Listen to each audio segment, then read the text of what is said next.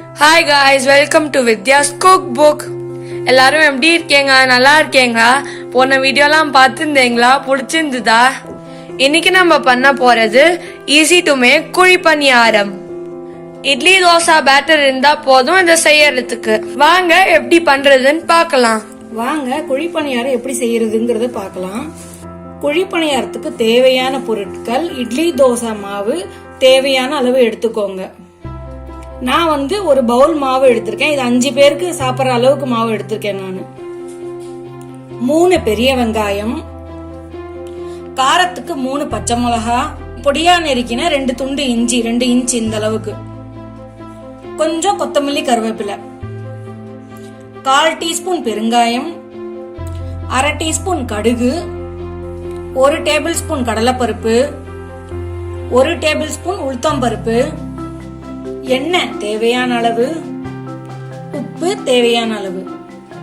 Stove on பண்ணி ஒரு பேனை நல்லா காய வச்சுப்போம். நம்ம பேன் நல்லா சூடு ஏறி எடுத்து நான் 2 டேபிள் ஸ்பூன் எண்ணெய் விடுறேன்.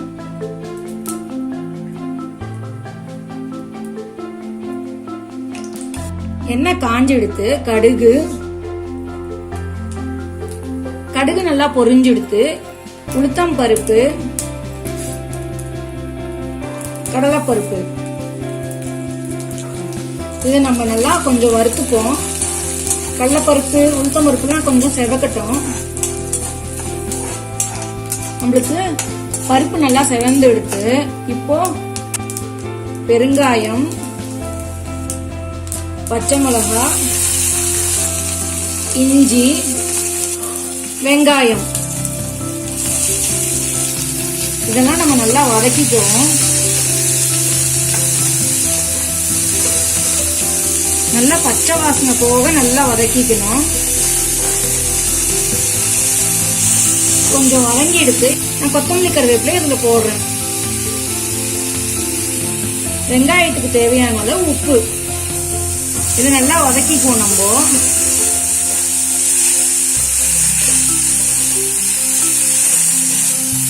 நான் இப்ப ஸ்டவ் ஆஃப் பண்ணிடுறேன். நம்மளுக்கு நல்லா வதங்கி எடுத்து இந்த சூட்லயே நான் வதக்கின மிக்சர் எடுத்து மாவுல கலந்துடுறேன். நம்ம மாவுல இதுல போட்டுடலாம் வெங்காயத்தை. இதை நம்ம நல்லா கலந்துப்போம். மாவுக்கு உப்பு தேவையில்லை, ஆல்ரெடி நம்ம உப்பு போட்டு கரைச்சிருப்போம், உப்பு தேவையில்லை. மிக்ஸ் பண்ணதுல நம்மளுக்கு ரெடி ஆயிடுது. வாங்க நம்ம குழிப்பணியாரம் பண்ணிடலாம். இது மாதிரி ஹோல் உள்ள குழிப்பணியாரக்கல்ல நான் காய வச்சிருக்கேன். இதுல நான் எல்லாத்துலயும் கொஞ்சம் கொஞ்சம் எண்ணெய் விடுறேன்.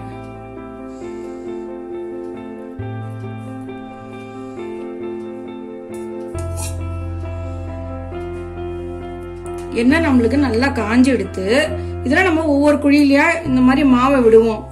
பாருங்க,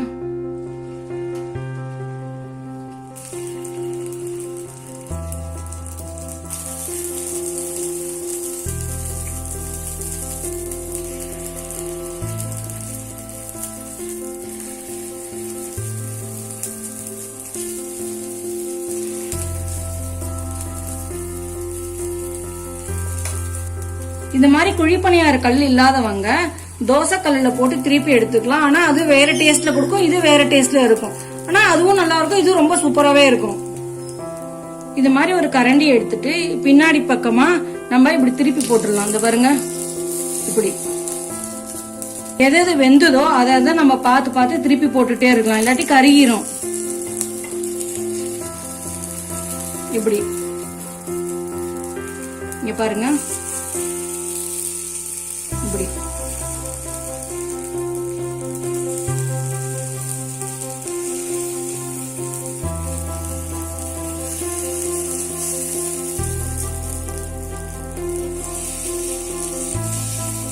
ரெண்டு பக்கமும் திருப்பி நல்லா வேக வைப்போம். இந்த பக்கமும் உள் பக்கமும் நல்லா வேகட்டும். நம்மளுக்கு உள் பக்கம் வேக கொஞ்சமா மேல இப்படி என்னோட ரொம்ப கொஞ்சமா.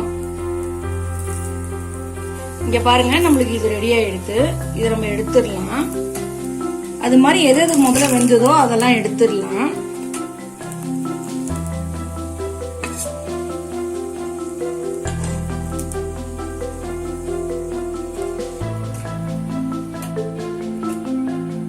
நம்மளுக்கு குழிப்பணியாரம் ரெடி ஆயிடுத்து. அருமையான ருசியான குழி பணியாரம் ரெடி ஆயிடுத்து. இத தேங்காய் சட்னி இல்லாட்டி கார சட்னியோட சாப்பிட்டா சூப்பரா இருக்கும். தேங்க்யூ ஃப்ரெண்ட்ஸ், இந்த வீடியோ பார்த்ததுக்கு. லைக், ஷேர் அப்புறம் சப்ஸ்கிரைப் பண்ண மறந்துடாதீங்க. Take care, bye bye.